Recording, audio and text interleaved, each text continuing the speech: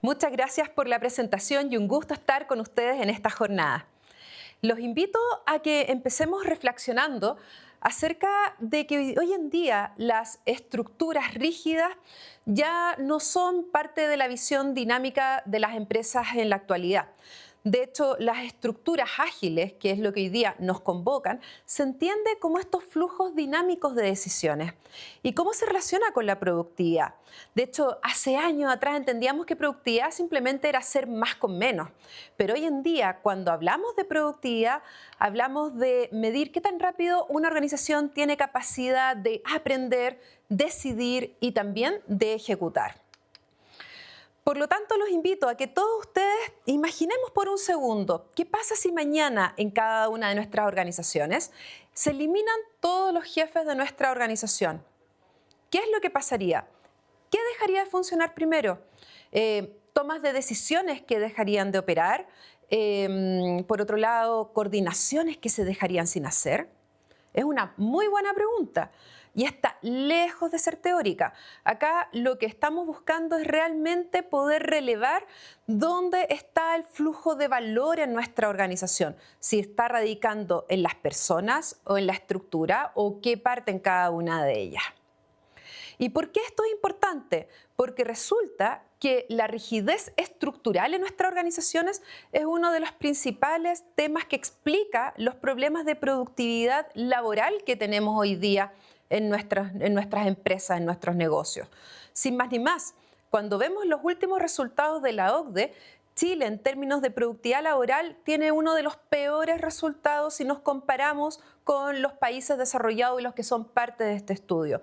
De hecho, solo estamos mejor que aquellos países que también son parte de nuestros vecinos acá en Latinoamérica. Y cuando tratamos de entender el por qué, vemos que esto no tiene que ver tan solo con el esfuerzo humano, sino que tiene que ver con la fricción estructural que genera esta rigidez. Y por lo tanto, desde ahí la invitación es entender, bueno, cómo estas estructuras más rígidas, más tradicionales que tenemos hoy en día en nuestras empresas, está afectando a esta productividad. Y podemos ver cuatro grandes principales motivos y consecuencias. Por un lado, los diseños jerárquicos son lentos de evolución y por lo tanto estas estructuras tradicionales no avanzan con la velocidad que requiere el negocio. Segundo, también los diseños tradicionales generan roles muchas veces mal definidos, redundantes o con duplicidad de funciones o con vacíos organizacionales. Tercero, baja adopción de tecnología. Las estructuras tradicionales no nos están ayudando, colaborando para ello. Y los procesos están diseñados para el control más que sobre el aprendizaje y la toma de decisiones de manera ágil y oportuna. Por lo tanto, la invitación es cómo somos capaces de poder repensar nuestras estructuras desde los principios de la agilidad. El 78% de los líderes de recursos humanos reconocen que sus estructuras organizacionales actuales no responden ni nos sirven para avanzar con la velocidad que lo está haciendo el negocio. Por lo tanto, las estructuras hoy día están quedando obsoletas mucho más rápido que lo que estamos logrando desarrollar a las mismas personas que son parte de nuestra organización y que le dan vida a esas estructuras. Ahora, de ahí surge los diseños de agilidad como una respuesta para poder hacernos cargo de estos desafíos. Pero entendamos bien, ¿qué significa tener una estructura con un diseño ágil, un diseño organizacional ágil? Podemos entender y vislumbrar, identificar cuatro grandes características. Por un lado, esta configuración holística. No estamos solamente viendo jerarquías y cajas, sino que lo que estamos entendiendo es una organización como un todo, donde ponemos el foco en el flujo del valor. Y este flujo del valor interviene en procesos, sistemas, personas, gobernanza, relaciones entre funciones, roles, etcétera, y por lo tanto es una mirada holística que requiere para poder darle sustento a este flujo de valor. Segundo, empoderamiento. Los principios de agilidad, para los que han estado más cercanos a lo que es la agilidad propiamente tal, se basa en lo que son los equipos que tienen capacidad de autogestión, de autodeterminación, para poder llevar sus trabajos adelante. Esos principios son base también, son parte de los diseños de estructuras ágiles, donde acá lo que buscamos más que la autodeterminación es el empoderamiento para poder llevar y darle sustento a estos flujos de valor en los resultados.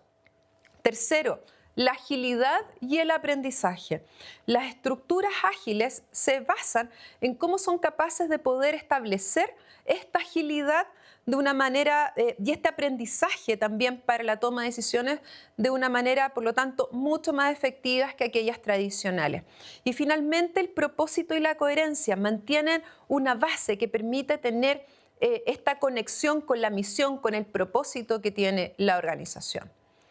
Por lo tanto, el diseño organizacional ágil no se mide en cómo somos capaces de cuántas áreas eliminar o jerarquías reducir, sino que en cómo somos capaces de poder traducir en dar una estructura que permita dar la velocidad a la toma de decisiones que nuestro negocio hoy día requiere. Ese es el foco y el propósito principal. Y por lo tanto, el mindset de quienes estamos liderando las áreas de personas tiene que ver no tan solo en cómo cambiamos de una mirada de un organigrama tradicional a lo que es el concepto del flujo de valor, entendiendo que los diseños ágiles no se traducen, como decíamos recién, solo en eliminar jerarquía, sino que en cómo somos capaces de eliminar la fricción que existe entre la estrategia y la ejecución de esta estrategia dentro de nuestra organización. Y para eso, por lo tanto, tenemos que considerar tres principios principales que son parte de cualquier diseño organizacional ágil. Primero de ellos, las decisiones descentralizadas. Tenemos que ser capaces en nuestros diseños organizacionales ágiles acercar a los tomadores de decisiones con las fuentes de información necesarias que permiten tomar estas decisiones. Y por lo tanto, estos diseños tienen que estar mirando estos flujos de información para lograr acercar estos polos. Segundo, tener la lógica de equipos modulares basados en esta lógica de valor, de proyecto, de cómo esto opera más que desde las lógicas de agruparlos por departamentos o por áreas funcionales como opera tradicionalmente. Tercero, la colaboración medida. La colaboración es un principio, es un pilar fundamental dentro de las estructuras de diseños ágiles, donde la colaboración no es un resultado que se espere de manera natural, sino que es el resultado de un diseño exhaustivo para ello, lo cual se evalúa y se mide con el tiempo. Ahora, ¿cómo logramos hacer esto? ¿En qué también nos basamos para poder llegar a tener estos resultados? Y la tecnología es un habilitador muy importante para ello. De hecho, lo llamamos este habilitador silencioso, por dos principales motivos. Por un lado, nos permite poder mapear nuestra estructura real, más allá de la conceptual o la teórica que podemos tener en un organigrama, en entender cómo, por lo tanto, hoy día está fluyendo la información, dónde está, por lo tanto, funcionando las relaciones de interacción entre los cargos, entre las áreas funcionales. Poder identificar homologando, pesando estas estructuras con cargos que, independiente de los nombres, que tengan los mismos niveles de importancia relativa, porque el foco está puesto en este flujo de valor. Por otro lado, también nos permite poder detectar ineficiencias, ya sea desde la perspectiva de duplicidades, como también de espacios donde no están abordados o hay dualidad o no está claro quiénes son los responsables y por lo tanto dónde está la accountability, como también identificando aquellos cuellos de botellas que pueden estar entorpeciendo este flujo y esta toma de decisiones que el negocio requiere con la velocidad que lo requiere. Por lo tanto, como líderes de personas, lo que empezamos a trabajar es lograr diseños de sistemas colaborativos inteligentes y por lo tanto pasamos desde los diseños de estructuras tradicionales a diseños con este foco. Ahora, muy importante es que la agilidad sin medición es solo una intención, es solo una declaración de principios, una expresión de deseo. La agilidad, para ver que cumpla su propósito, tenemos que también poder medirla. Y para ello, lo que les propongo son 4 indicadores principales para poder avanzar en estos principios. Por un lado, todo lo que tiene que ver con la medición de productividad. Lo vamos a ver en la lámina siguiente con 5 formas de poder medir productividad.